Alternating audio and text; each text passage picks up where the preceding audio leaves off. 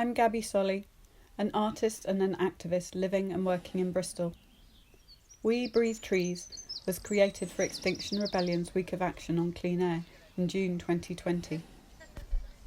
It developed from my previous work on breath and the ways that breathing connects us all as individuals and communities. It's an exploration into how we share and exchange the air in our lungs with all other living things on Earth.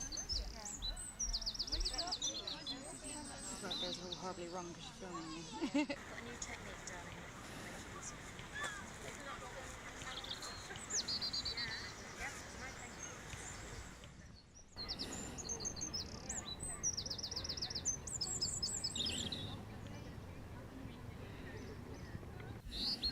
20 of us came together at Brandon Hill for this Craftivist action on a beautiful sunny day in central Bristol. Many of us were meeting for the first time. We chatted as we gathered leaves from oak trees, from birch, ash, hazel, cherry and lime, and then we sat together and we sewed them into masks.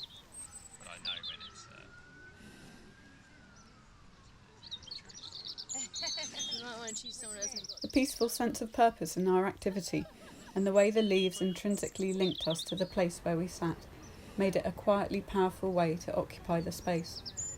This could work well anywhere.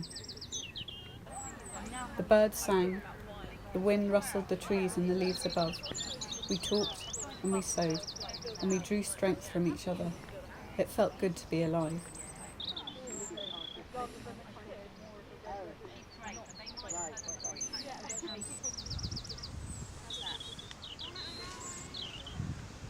It's not that kind of mask. It's got like a top tie and a bottom tie.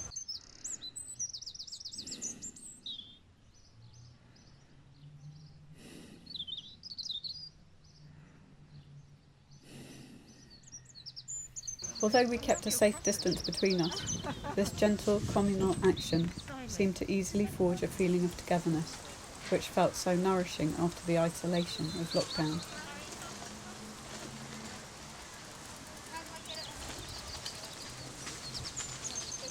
By making and wearing these leaf masks, we wanted to draw attention to our place in nature and our effect on it. We wanted to celebrate the beauty and the power of the trees that surround us, these amazing organisms that breathe with us. 16 times a minute, 960 times each hour. We breathe over 23,000 breaths every day.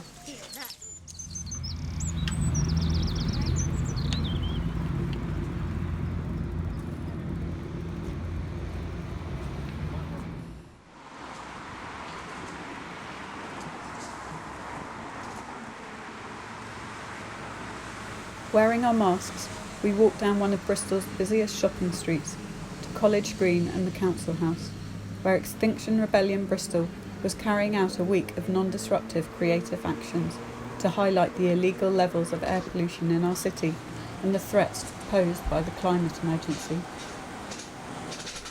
At the moment, we're having to wear masks to shield each other from the risks of coronavirus. But every day our health is also being severely affected by air pollution. And it's the areas housing a majority of Black, Asian and minority ethnic residents, and where there is greatest deprivation, that have the worst levels of air pollution.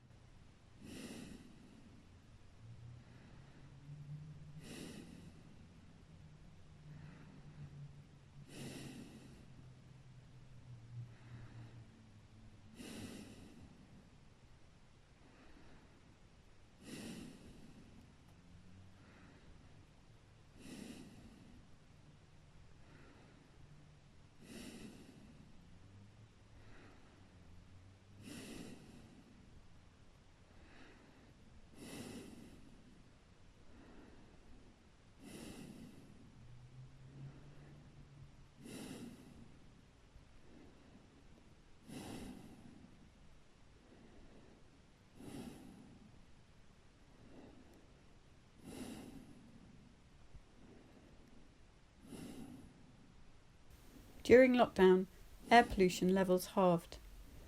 Our air was clear, it smelled fresh, and we could see for miles. This temporary break from our dysfunctional normal allowed us a vision of another possible world.